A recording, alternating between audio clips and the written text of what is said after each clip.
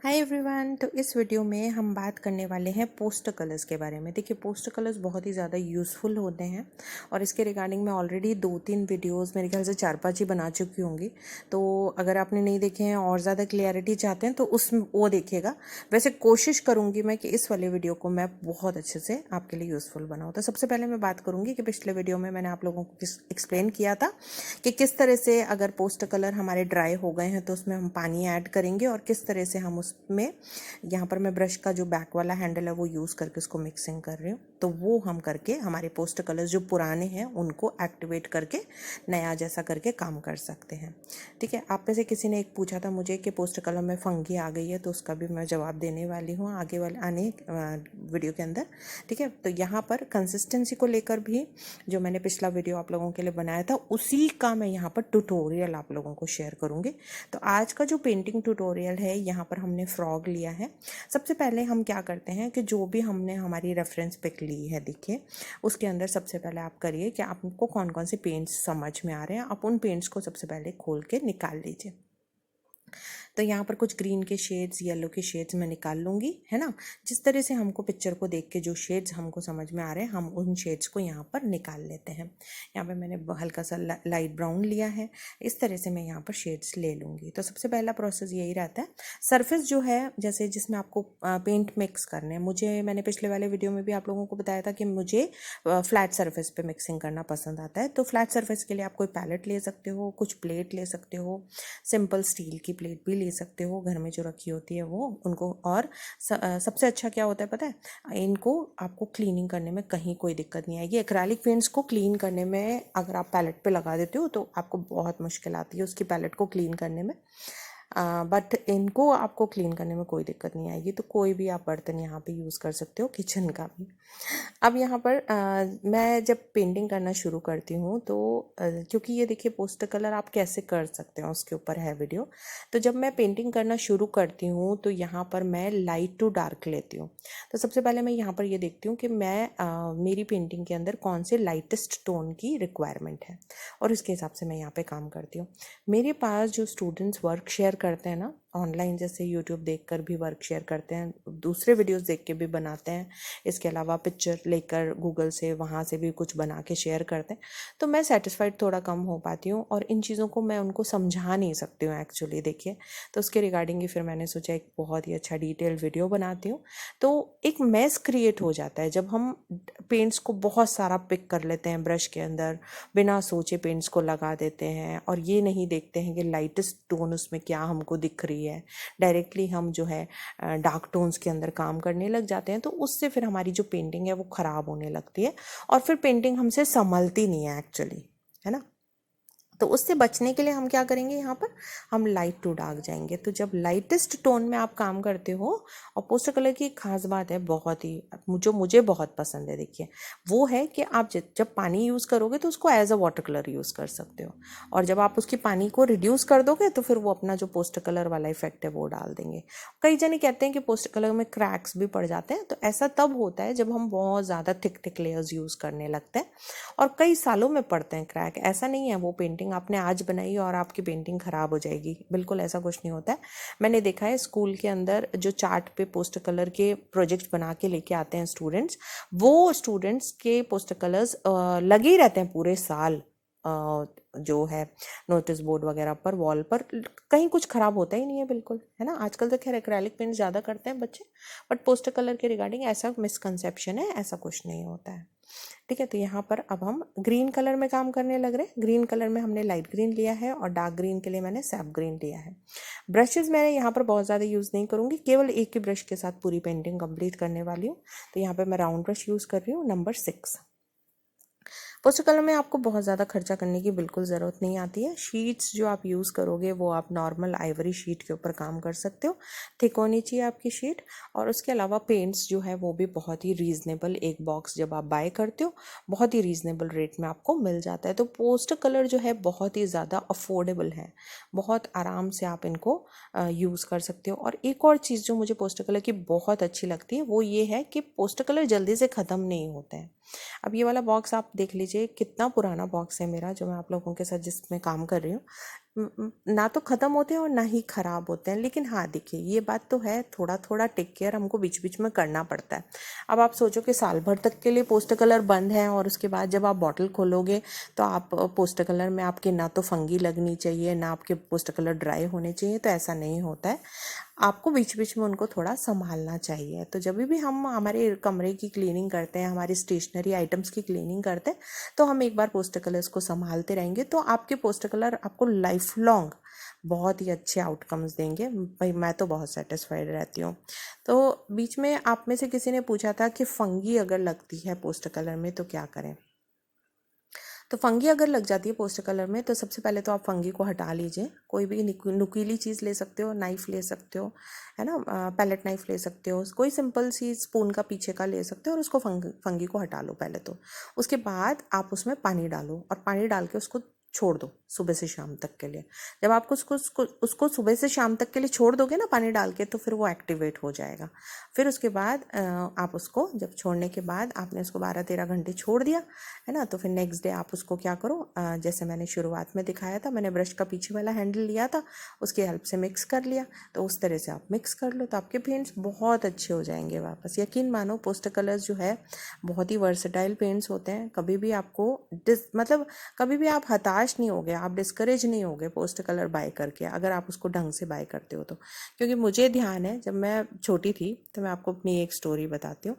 तो देखिए, भगवान की शुरू से कृपा रही तो कभी ऐसा नहीं रहा कि हाँ ये चीज़ मत बाय करो या ये मत बाय करो, है ना। भगवान की थोड़ी कृपा ही रही शुरू से। तो उससे क्या रहा, ये चीज़ तो नहीं आती थी मन में कि अरे अगर ये चीज़ ख़राब हो गई तो हमको नई नहीं मिलेगी, है ना। तो एक बार मेरे पोस्टर कलर्स ख़राब हो गए थे, ड्राई हो गए थे।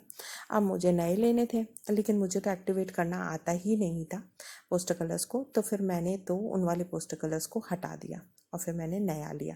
तो जब भी अब जब समझदारी आने के बाद मैं यूज़ करती हूँ कॉलेज के बाद पोस्टर कलर्स, उसके बाद मैं बहुत ध्यान रखती हूँ पोस्टर कलर्स का। ये वाली जो बात मैंने आपको बताई ये स्कूल टाइम की बात थी, ना समझी ज़्यादा होती है। और कोई गाइड करने वाला अगर हमारे पास नहीं होता है तो हम अक्सर ये सारी चीज़ें करते हैं। इसीलिए मैं अपने वीडियोज़ के अंदर बहुत ही ज़्यादा खुलकर आपके साथ सारी बातें करती हूँ, जिससे आप लोग जो है इस तरह से गलती ना करो। क्योंकि देखिए कोई भी चीज़ को फेंकना बिना काम में लिए बिल्कुल बेवकूफ़ी है, मैं तो ये मानती हूँ। भले ही हम उस चीज़ को अफोर्ड कर सकते हैं या नहीं, वो तो देखिए सेकेंडरी मैटर है। अगर आप उसको ले भी सकते हो तो बिना यूज़ करे उसको फेंकना तो बिल्कुल बेकार है। इससे अच्छा तो आप उसको दे दीजिए जिनको यूज़ करने की इच्छा है मन में, है ना। तो ये तो मैं बिल्कुल मानती हूँ चीज़ को। और मुझे उस चीज़ वो जो बचपन की गलती है ना, उसका बहुत अफसोस भी रहता है मन के अंदर, पता नहीं क्यों। तो बस यहाँ पर हमने रॉक करना स्टार्ट कर दिया है। रॉक का जो पेंट हम कर रहे हैं वो भी हम यहाँ पे लाइट ब्राउन से स्टार्ट कर रहे हैं। अब यहाँ पर जब हम काम करेंगे तो हम ये देख रहे हैं कि हम कंसिस्टेंसी को ध्यान में रखते हुए कर रहे हैं। ठीक है, तो मैं ये नहीं कहूँगी कि जो डायरेक्टली डार्क कलर्स यूज़ करते हैं उनका प्रोसेस गलत है या सही नहीं है, ऐसा मैं बिल्कुल नहीं कहूँगी।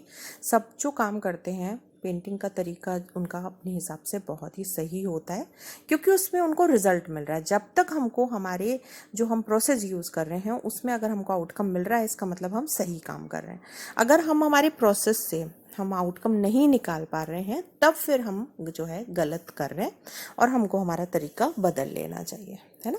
तो ज़रूरी नहीं है कि इस तरह से जैसे मैंने आपको बताया कि पानी ज़्यादा लेकर मैं जैसे काम करती हूँ उस तरह से आपको काम करना चाहिए। अगर आपको लगता है कि आप करके देखिए काम, अगर आपको लगता है ये प्रोसेस आपके लिए हेल्पफुल है, और मैं आपको बता दूँ 100% हेल्पफुल होगा, क्योंकि जो टेक्निक मैं शेयर कर रही हूँ आपको, ये बहुत ही एकदम बहुत इजी टेक्निक है। इसके साथ अगर काम करोगे ना तो आपको कहीं कोई दिक्कत आएगी ही नहीं पोस्टर कलर करने में। अगर आप पोस्टर कलर कर रहे हो, जैसे शुरुआत कर रहे हो, तो सबसे पहली चीज़ तो आप करोगे कि कोई भी इजी पेंटिंग बना के और उससे शुरुआत करोगे। और दूसरी चीज़ जो है, पेंट जब ब्रश में लेते हो तो डायरेक्टली बॉटल में से आपको पेंट को नहीं लेना है ब्रश में। आप उसको किसी भी पैलेट में निकाल लो, जैसे यहाँ पर मैंने प्लेट के अंदर निकाल रखा है। ठीक है, अब देखिए हम इस पेंटिंग के अंदर डिटेल्स करना शुरू कर देंगे। तो डिटेल्स जब हम शुरू करते हैं, हमने यहाँ पर रॉम्बर ले लिया है और उससे मैं यहाँ पर थोड़ी थोड़ी डिटेल्स ऐड करना शुरू कर दिया है। जैसे ही हम पेंटिंग के अंदर हमारी डिटेल्स ऐड करते हैं, हमारी पेंटिंग का जो लुक है वो बिल्कुल ही चेंज हो जाता है। वाटर के इफ़ेक्ट के लिए मैंने यहाँ पर ग्रीन यूज़ करा है और उसी में हल्का सा हम ब्लू कलर के शेड्स भी ऐड कर देंगे। तो इस तरह से हम वाटर के लिए इफ़ेक्ट्स ऐड कर देंगे। स्ट्रोक्स जो है आपको बिल्कुल स्ट्रेट लेके जाने, जैसा कि मैंने यहाँ पर ऐड करे हैं, है ना। और इसके बाद फिर जो है हम बना लेंगे ग्रास।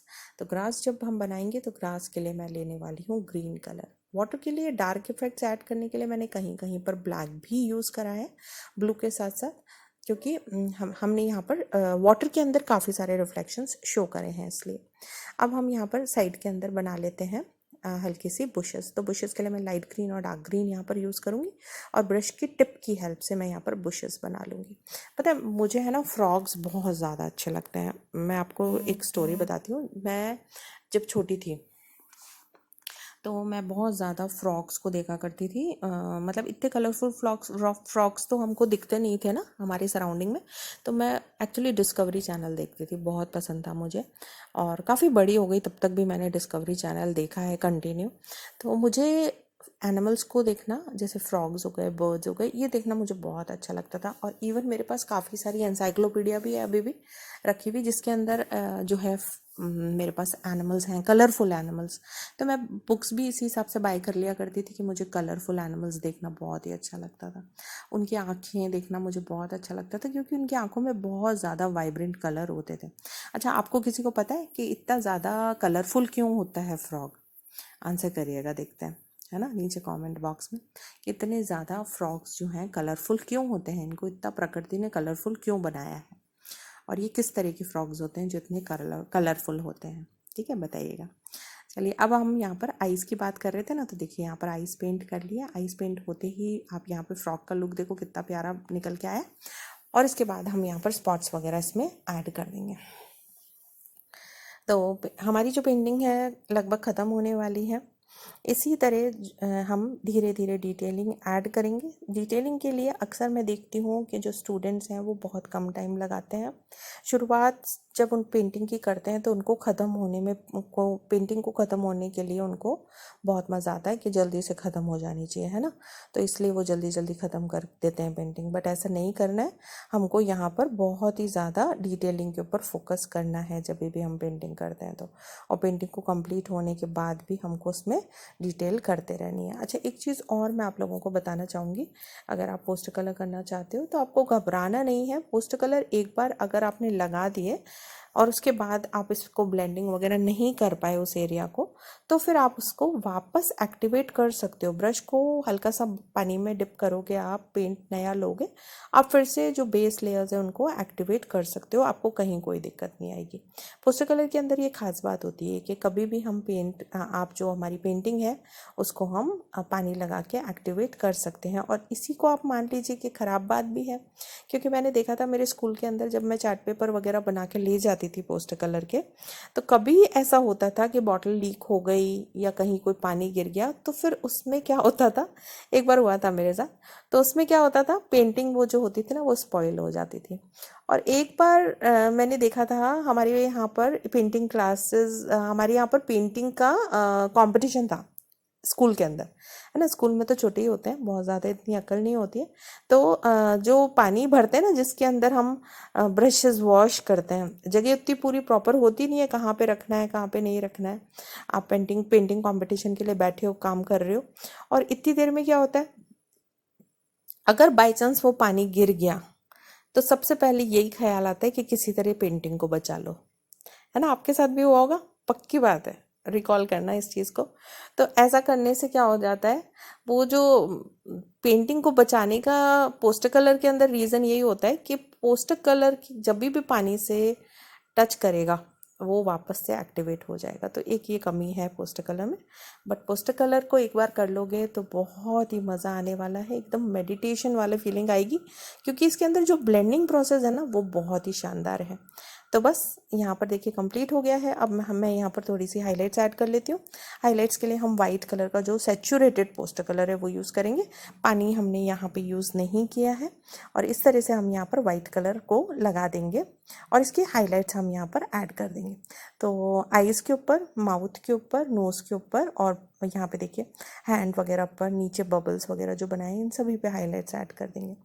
तो उम्मीद करती हूँ वीडियो हेल्पफुल रहा होगा आप लोगों के लिए।